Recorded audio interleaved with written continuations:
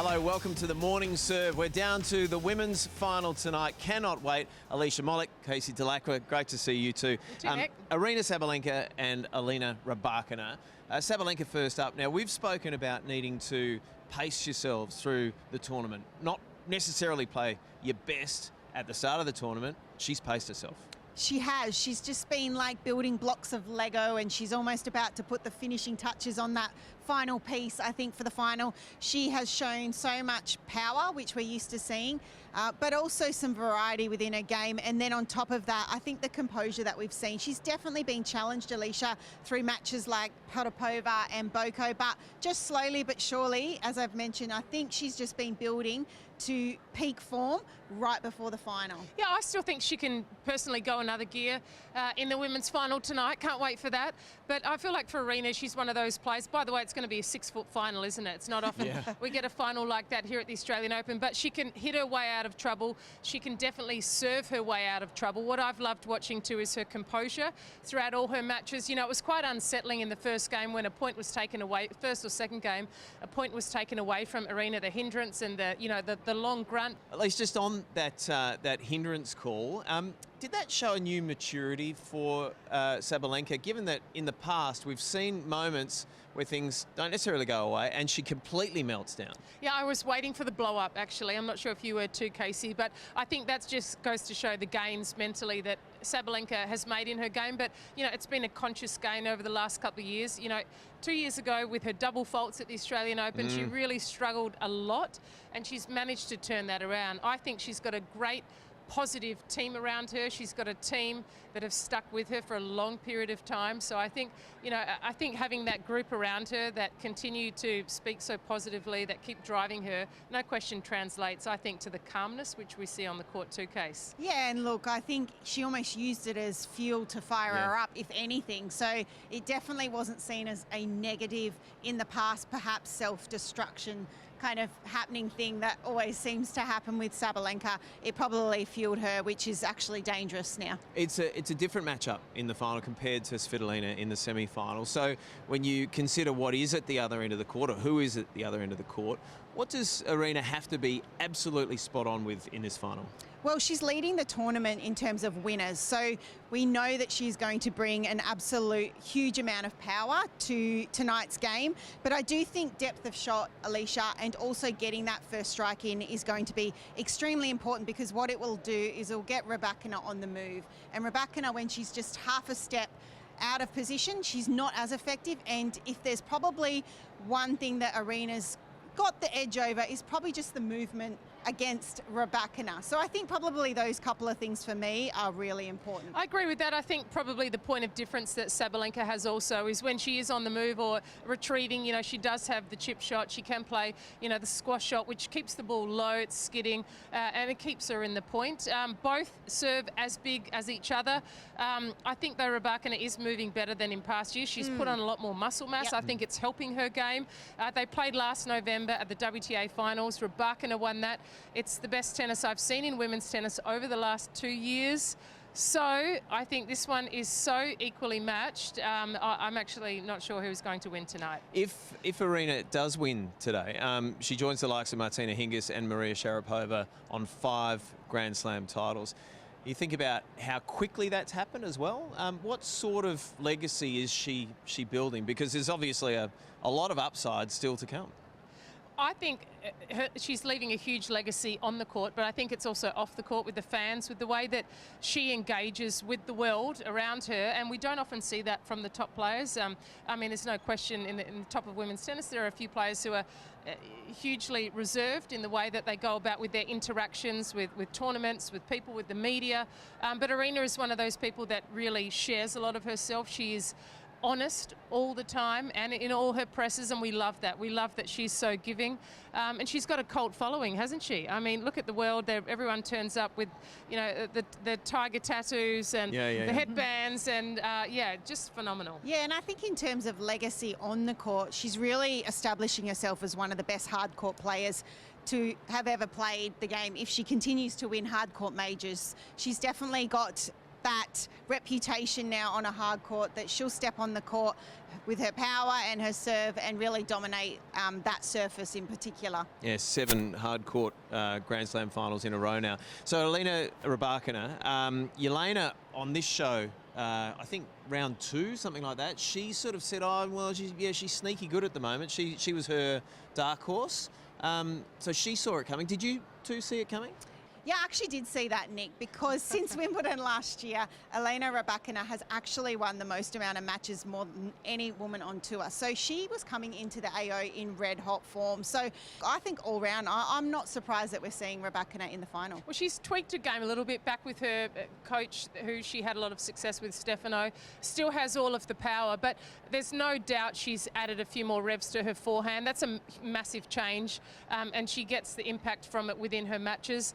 Can serve great kickers now. I think she always used to go for the hard slider, but I think both players have made huge gains in the last 12 months. I'm kind of leaning in this conversation and chat Rybakina, but you know, when Sabalenka walks on the court too, just has an incredible presence about her too, and she's a fan favourite. That has to count for a bit too, right? Think back to 2023, the AO final here, and these two were at it. Is there anything that Elena Rybakina can take from that experience, or are they just both so completely different players that doesn't really count anymore? Yeah, I don't think it counts too much. They've had too many matches against each other. Both are at different stages of their lives. I think another thing to add for Rybakina is she's a different person at the moment. I think she has so much more confidence in herself, no longer has an agent, has put her own structure around her. I feel like she has a lot more autonomy over her career now, and I just think she's strutting around Melbourne Park as a completely different person. She knows who she is, she knows what makes her a great player. So yeah, I don't think history is going to play a huge role in this. I think it's who comes out of the blocks quicker, who is the biggest server. I think who is going to win the most amount of second serves in terms of percentage. I think that's going to be the key stat tonight in this match. Yeah, and look, I think even coming into that final in 2023, Rybakina had won Wimbledon in the year previous to that. So she was coming in having already won a major. That match in particular, I do think Sabalenka was just, in the end, just a little bit better in terms of execution. But yeah, I agree with Alicia. I'm not sure that history will matter too much going into this match. It's almost like a clean slate, 2 new players, game on. I find that really interesting. So the change off the court, how that can impact a player's game on the court, that sense of autonomy and control that she has gained off the court. It's a really interesting scenario. Yeah, I 100% believe it, because I think, you know, in the past we've seen, we see a lot of, I think, young players,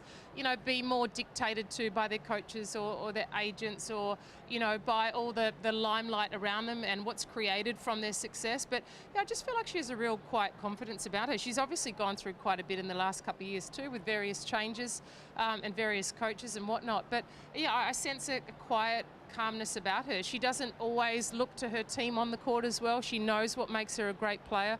But yeah, it's going to be, I think, a final for the ages. The difficulty that she had closing it out the other night against Jess Pegula, will that be an issue at all? Will that play on her mind in a big moment? Yeah, no, I don't think it matters too much, Nick and Alicia. I think that in the last 4 finals that her and Sabalenka have played, Rybakina has actually won 3 of them. So I think she'll take confidence from having beaten her in those 3 previous finals. And she has just looked to me so clutch and calm under pressure. And even yes, maybe it got a little bit tight there against Pegula, but I do think she's still, as you mentioned, that maturity and that calmness and composure and the confidence that she's bringing to the court. I do think that she has the ability to still close out these big matches. Well, I like the fact that too she was pushed by Pegula late in the second set. I think as a player going into a final, you need to feel all those emotions. That, oh God, is this going to a third? Is she catching up? Am I playing well enough? And she was able to get through that scenario in their semi-final. I think you have to go through all of that to be the best player on finals day. And no question, we've got the best 2 finalists here in the draw, and that's what the Australian Open deserves. And those last 3 finals that Rybakina has won, what have been the keys in those? In this particular head-to-head, what has she done so well? She's served well. That first serve is absolutely key for Rybakina. And what that does, if she's holding her service games reasonably easily, it just allows her on return games to free up a little bit on that return of towards Sabalenka. She's also just mixed the placement in terms of her serve really well, and it keeps Sabalenka off balance in terms of where she's returning. So look, she's got to put some pressure on the Sabalenka serve somehow. So for Rybakina, I still do think that if she can serve a high percentage of first serve, mix it up and win a huge amount of points behind that first serve, I do think we're in for a blockbuster match between the two. Yeah, and I think for me what Rybakina, the last few times she's played Sabalenka or beaten Sabalenka, has done really well is she doesn't allow Aryna to run around and dictate with her forehand, and Aryna's able to do that against she finds a way to do it against every single other opponent. But I think with the velocity, the weight and the depth of shot of Rybakina, Aryna just can't quite get in her comfort zone, and I think it'll be the same tonight. And is it easier for both players? I mean, we saw it over the years with the big three, with the men. Yeah, they played each other so much in deciders like this that they knew their game so well. These two are kind of the same now.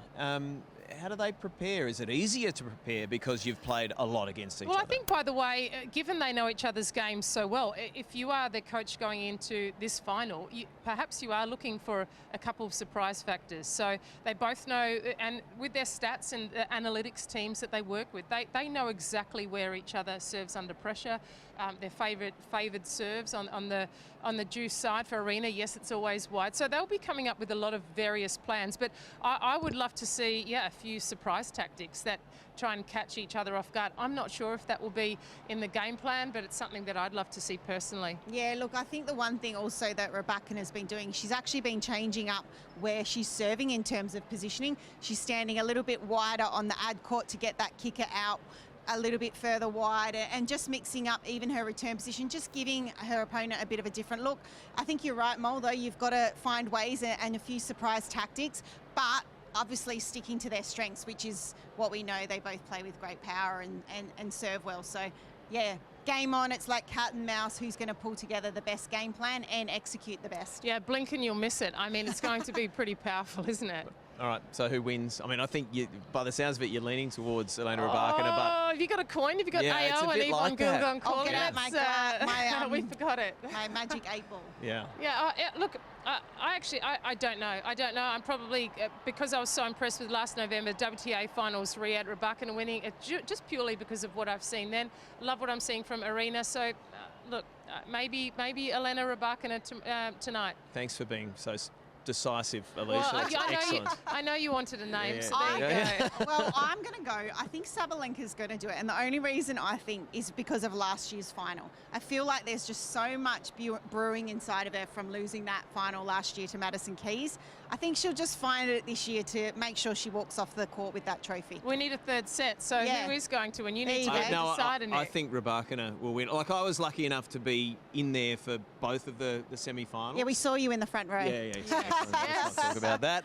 But I just thought that out of the two, that she, even when she was under a bit of pressure, she still found a way, and she will be under pressure at some stage. Even if she's dominating, she'll be under pressure at some stage. I just thought she was in good form. But what would I know? Thank you to both of you. It's been a pleasure throughout the tournament. So, yeah, really good. And hopefully you enjoy the decider. Thanks, Nick. Thanks, Case. Enjoy that front row seat tonight. It's not happening again, I can tell you. Thank you for your company on the Morning Surf. One World of Sports is your home of the Australian Open. From highlights of the best players, every magic Aussie moment, and the best expert analysis. We'll have every nail-biting, heartwarming and edge-of-your-seat point covered. Subscribing to Wide World of Sports on YouTube is a must for any tennis fan.